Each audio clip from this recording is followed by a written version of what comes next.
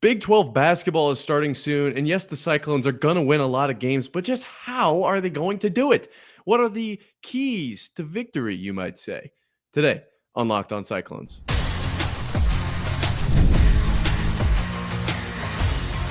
You are Locked On Cyclones, your daily podcast on the Iowa State Cyclones, part of the Locked On Podcast Network, your team every day. Hello. And welcome to Locked On Cyclones, part of the Locked On Podcast Network, your team every day. Thank you for making this your first listen or watch of the day. And to you guys that listen every single day, shout out. You guys are the ones that make this world go round. I couldn't appreciate you enough. Today's episode is brought to you by FanDuel. You can start the season with a big return on FanDuel. New customers can place a $5 bet, and you'll get started with $150 in bonus bets if you win your first $5 bet. Visit FanDuel.com to get started. So to start off today's episode, thank you for the great segue, FanDuel. We have to talk basketball. It's that time of year. It's winter. And what goes well with winter? Basketball. Boom. Iowa State basketball, to be exact. How is Iowa State going to win every single game the rest of the season? How are they going to get that done on a micro level? We'll take a look at that. And then obviously we need to address how they're going to do in the Big 12 as we approach that this coming week. And then to finish things off, football. We're going to go back to the football and reapproach the transfer portal because things have changed since the last time we spoke. All right, time to take a dive into some basketball. Obviously, we've been talking about the Cyclones men's basketball team quite a bit, and today is the same. Expect a lot of that because that as football comes to an end, we pivot, if you will. Pun intended, I guess. Okay, so let's take a quick look. We obviously saw Iowa State beat Iowa last week on Thursday, and then they beat Omaha on Sunday. They will play again this Sunday, but that's a ways off in the distance. I didn't want to start previewing a game that's 5-6 days in advance. No, let's take a look at the whole season. That makes much more sense.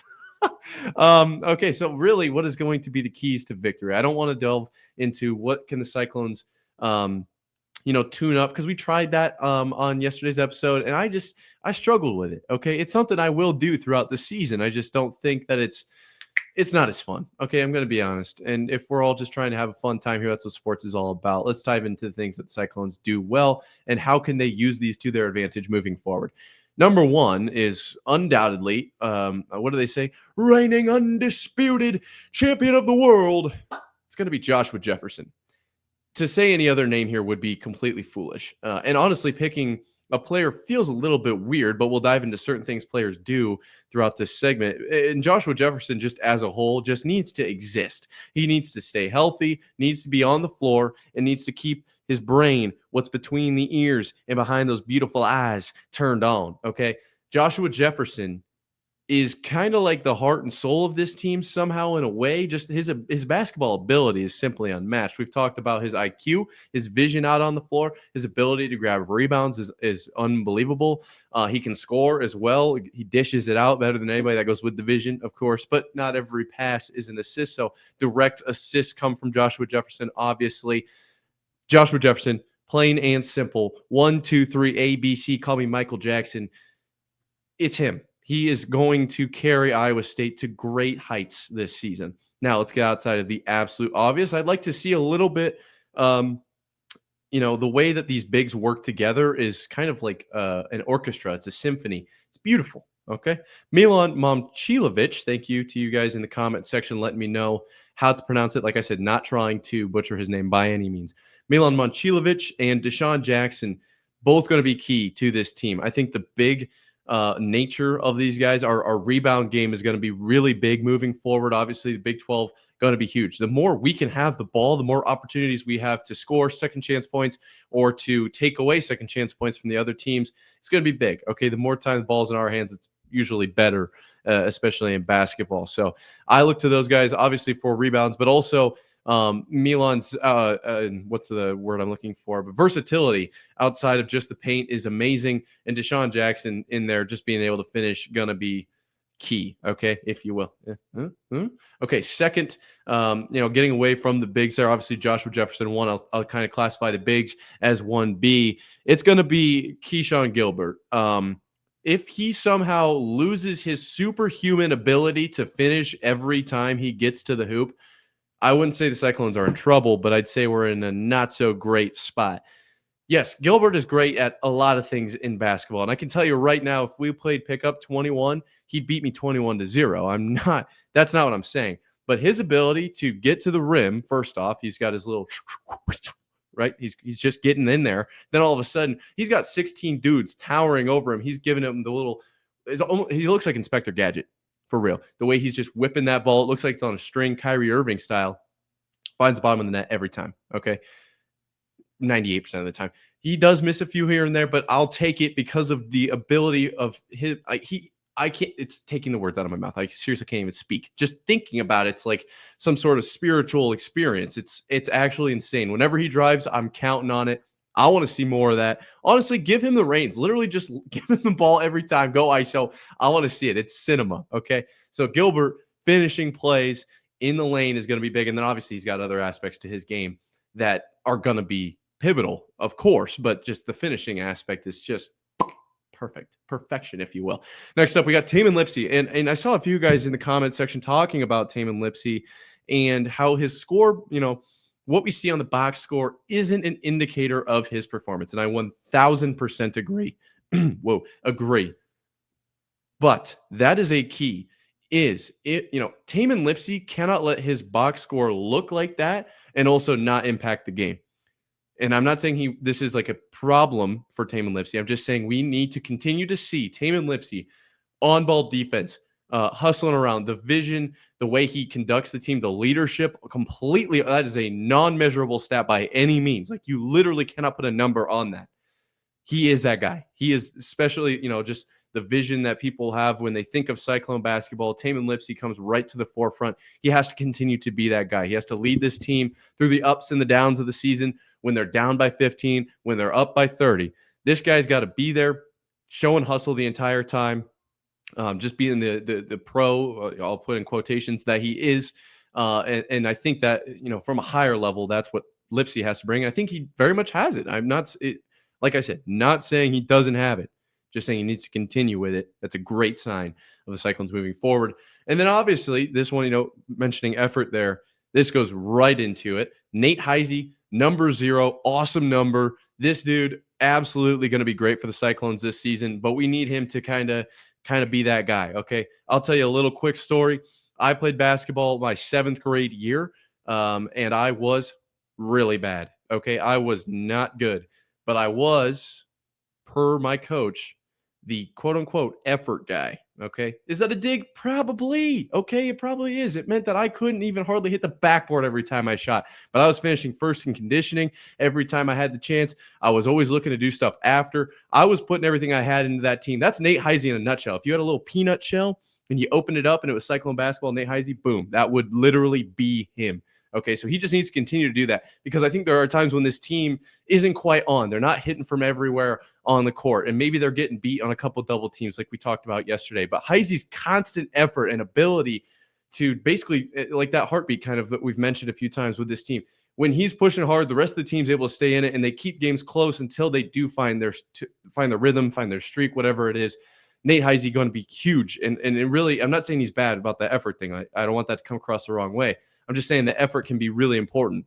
From the mental side of things, when he's pushing hard, then that gives the other guys a cue, like, okay, we can't all slack off just because we're down by 15 here and hope things turn around. He's working his butt off. We gotta stay in this thing. We gotta go. I like Heisey for that. And then obviously 6th man of the year here. We'll wrap it up with Curtis Jones, number 5.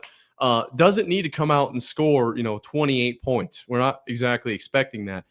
But I wouldn't – it's tough because it's not really a key to victory. It's like almost like the spare key, which I feel like I'm dogging on these guys. I'm not trying to do that. But if Curtis Jones comes out and just lights it up from 3, that's always going to help. And obviously Curtis Jones with a 6-assist game against Omaha, game high. If we see more of that, even better. Okay, so depth off the bench, really, if you just want to go with that, boom.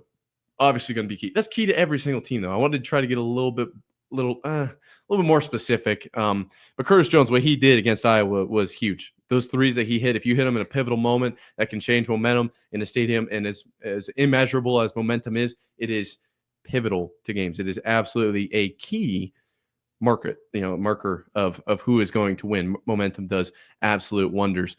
Speaking of momentum, Iowa State has momentum going into Big 12 play with only one game to go and currently sitting at 9-1. Right after this, we're going to break down just how well Iowa State will do potentially in Big 12 play. It's that time of year. The college football playoff is back. And with the newly expanded 12-team format, it's guaranteed to be bigger and better than ever, bringing you all the hard-hitting and high-flying excitement that you love. TNT Sports coverage of the college football playoff begins December 21st, starting with the college football playoff kickoff show presented by AT&T at 11 a.m. Eastern. Leading into our first matchup, the Southern Methodist University Mustangs battling the Penn State Nittany Lions at noon. Then the Clemson Tigers look to upset the Texas Longhorns in a showdown at 4 p.m. Eastern. Don't miss a moment of the action. Watch the college football playoff presented by Allstate live on TNT, True TV, TBS, and Max.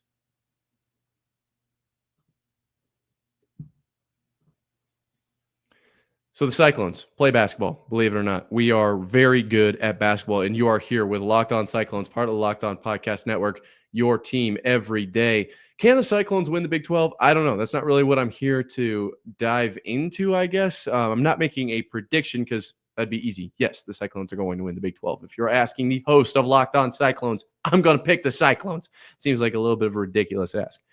But let's break it down a little bit further. Okay, there are a few things we have to look at because, believe it or not, Cyclones aren't the only team in the Big 12. And if you guys want, I can do a record prediction and break down some of the games. I just didn't want to get too crazy because I know that some people do not enjoy that type of content. That's totally fair. So let's look at it from a broader view. I've got the top 25 rankings for the Big 12 here. We've got 4 teams in the top 25, teams that need to be paid attention to, not that other teams don't. Cincinnati came in at 19 in our latest rankings. This came out 9 hours ago per Big 12's Big 12 Conference Instagram. Cincinnati at 19, Houston at 15, Kansas at 8, and then who is sitting on the top of the Big 12 rankings in the AP poll? Well, of course, none other than your Iowa State Cyclones. Of course, we're on top, yes, but that means that there's a bigger target on our back. So can the Cyclones get it done in this Big 12 conference? Well, realistically, yes. I think there's a very real chance that the Cyclones get it done. Kansas being at number 8 there, currently sitting at 8-2. Okay, there's only one other team in the Big 12 that has one loss. It's Cincinnati.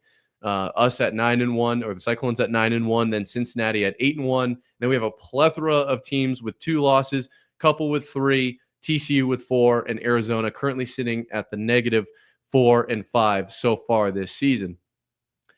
I will say this conference is not to be messed with. This conference is every single week or every game. It's not a week by week basis. Every game is going to be that Sweet 16 type of matchup.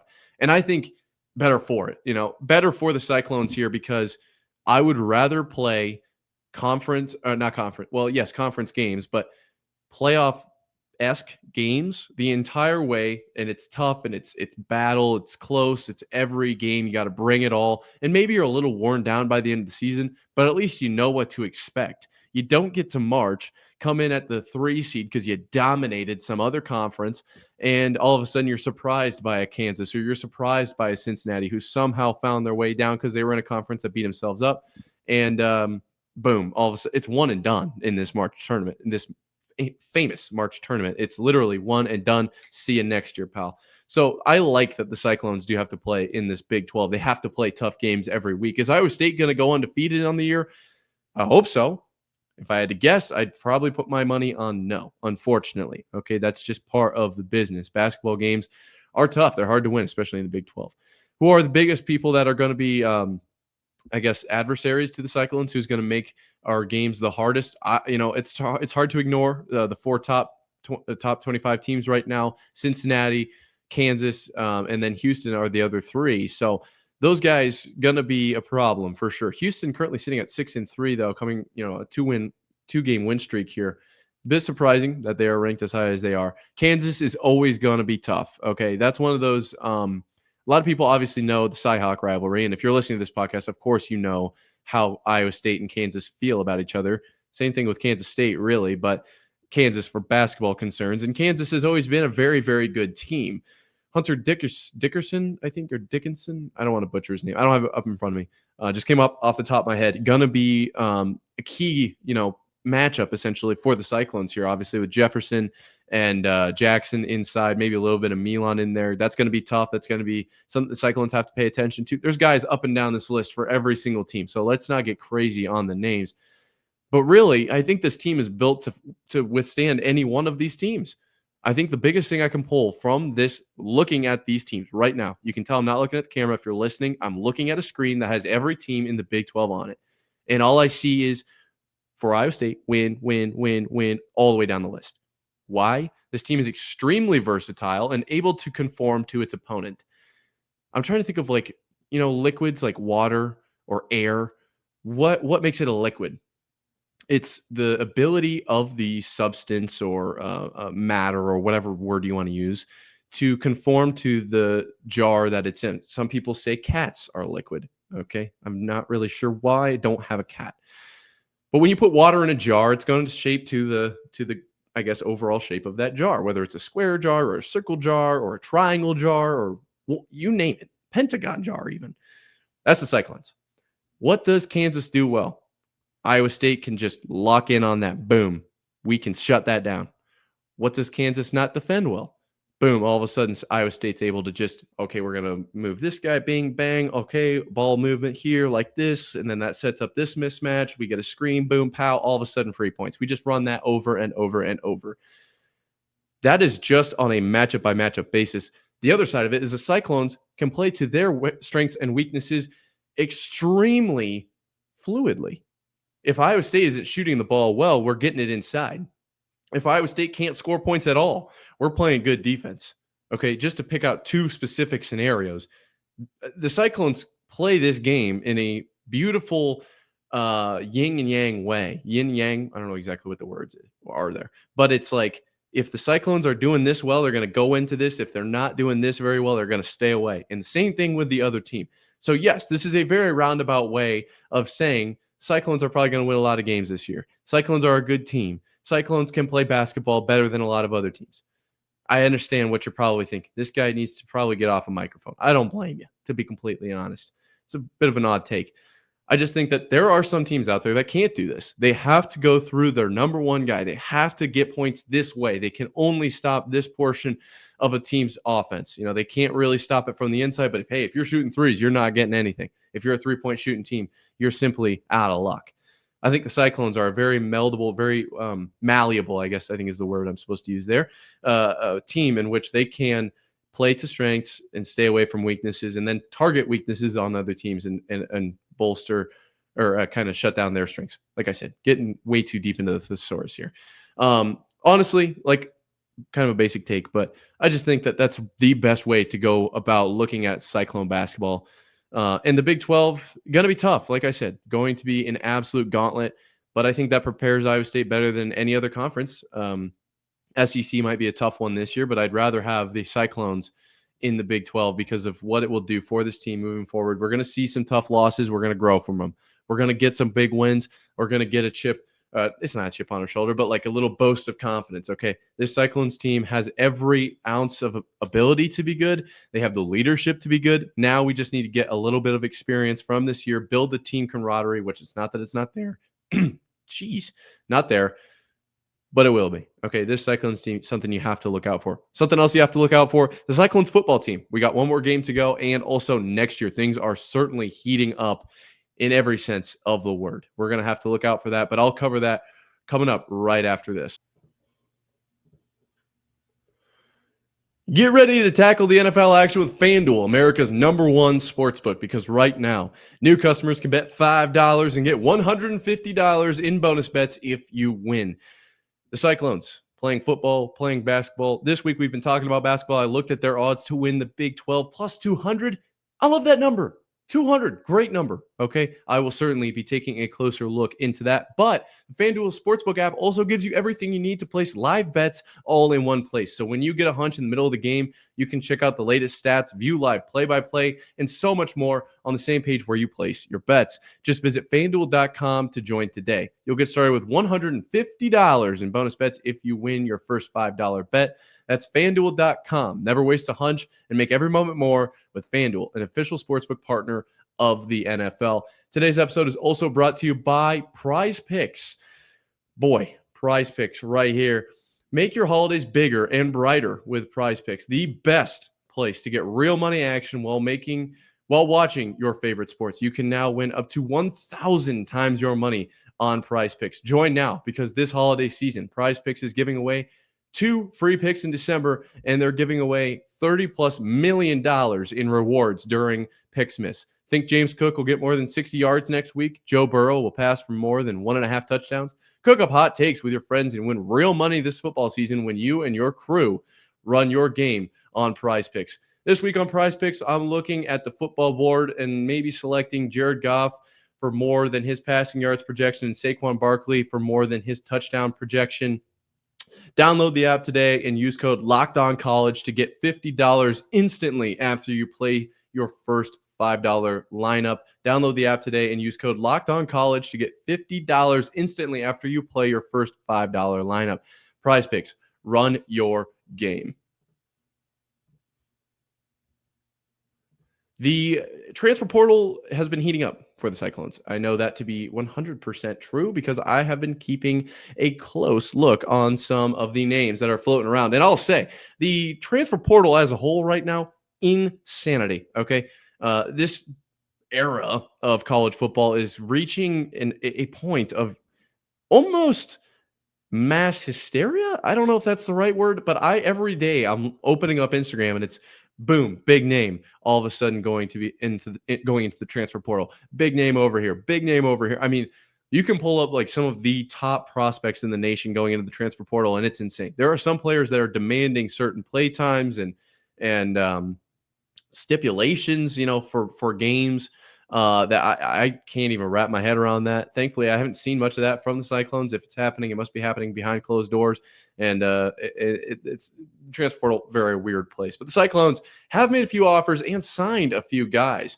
I'm taking a look here at Cyclone Fanatic. You are here with the Cyclone Fanatic, not from the website, but Locked On Cyclones host Nick Marvitz, myself, part of Locked On Podcast Network, your team every day. Few guys have signed to the Cyclones, okay? Wide receiver Xavier Townsend from UCF, 5'10", 170 pounds, 2 years of eligibility remaining. We've talked about this guy previously on the show. I'm a big fan of this addition. Friend of Rocco Beck's. We talked about the parallels to some friends that are in the NFL and how, chemistry with quarterback and receiver is a big thing. Okay, plain and simple. So I do like that he ended up coming to Iowa State, and I can't wait, really, to see what this guy can do out on the field for the Cyclones. But he is not the only wide receiver that the Cyclones have brought in through the portal. Chase Sowell from East Carolina, 6'4", 195 pounds with 2 years of eligibility remaining. I talked about this guy. I like him as well for the Cyclones. Pretty easy to say now that he's on the team, but started his career at Colorado. We talked about this, then kind of got washed out when Dion kind of cleaned house there. Second leading receiver for East Carolina, 34 catches, 3 touchdowns, like the ratio there, 678 yards. Very good wide receiver. 6'4", can go up and get it. Gives Rocco a very large catch radius to aim for. You don't need to aim for the little Y in Cyclones or the A on Iowa State on the jersey. No. Not just the numbers. No, not just the pads. No. Literally a 6'4" frame. This guy is going to go get it. I'm a big fan of this addition, especially after some wide receiver losses that the Cyclones will be suffering from this year. We also brought in 2 guys on the defensive side of the ball. These are official signings per Cyclone Fanatic. Cannon Butler of UNI, in-state transfer here, 6'6", 241 on the nose there. Defensive end, 1 year of eligibility remaining. I love that they're bringing him up from UNI, from that Cedar Falls area. The Unidome, very special place. He's got some experience there, clearly from UNI. Was a captain for the Panthers during his final year. A year left, obviously, like I said, 59 tackles and 1.5 sacks last season. We definitely need some help on the defensive line. I like that we're putting some emphasis on that moving forward. I'm surprised we're putting so much emphasis on wide receiver, but we got to make Rocco look good. And obviously, we've talked about this on the show. I see you guys in the comments. I know Rocco Beck isn't going anywhere. Okay. I just asked that question one day, and yet I'm still hearing about it either way. So I don't mind the wide receiver additions. I'm just a little surprised at how aggressive Iowa State is at bringing those guys in. But on the other side of the ball, at defensive back, the guys who will be guarding the wide receivers in practice every single day, we're bringing in Trey Bell from Lindenwood, 6'3", 191 pounds with 2 years of eligibility remaining, at 24 tackles and an interception and 6 pass breakups this season. We've talked about this. If you're an everydayer, you're the best, but you're going to hear a little bit of repeat here. I love that the concept of a DB, no tackles is good. I actually kind of like that because then it means the ball's not going his way. But that is not what I'm looking at here. I'm looking at an interception and 6 pass breakups. I mean, 7 times when the ball was thrown in this guy's way, it went for Lindenwood. Okay. It went in their favor. It went either pass breakup or interception. Those are pretty good numbers. We want the ball, if it's thrown in a DB's direction, for things to end up as a Cyclone final, to that play. We want it to be a pass breakup or an interception, essentially. I guess a tackle would be good too if it's short of the sticks or short of the end zone, of course. Doesn't mean if you can't break up the ball, just give up on the play. That's not what I'm saying. But if you can get the ball on the turf or into your own hands, that's a win, right? That is a win. So I like that quite a bit. And 6'3", that's a big dude. We're also offering out some other, players out in the portal there. This portal, I'm not sure how it works, to be honest. I know that it closes on, I want to say the 28th or I want to say the 28th, but that's like for when players can enter it. So I'm not sure when the final signings go out. I don't know how long. I need to look into that. Remind me to look into when's the last day we can sign these guys, but we can get them on campus sooner, for this spring semester. That'd be great. Okay. Get them acclimated to the Iowa State culture, because it's a special one. Very, very special one. Javon Tracy from Miami, Ohio. We talked about this guy, 6 foot, 206 pounds, 2 years of eligibility remaining. Yet another wide receiver. Let's bolster up that room. I don't hate that at all. Defensive tackle Khalil Laufo. I'm not trying to butcher names, like I've said 100 times, but I think that's how you say it. Khalil Laufo from Washington State, 6'3", 293 pounds, 2 years of eligibility remaining. A lot of tackles here for Mr. Khalil. 16 tackles, 5 tackles for loss, and 20 yards. As well as 4 sacks. Wow, that is a pretty good stat line. Reading that for the first time, I'm a big fan of that. We should get him signed pronto. Khalil, if you're seeing this, maybe stop by. Cyclones, a very, very special place to play football. And this podcast, very, very special place to listen to everything Cyclones. Thank you for making this your first listen every day. I appreciate you more than you know. Until next time, Cyclone fans. Sign up.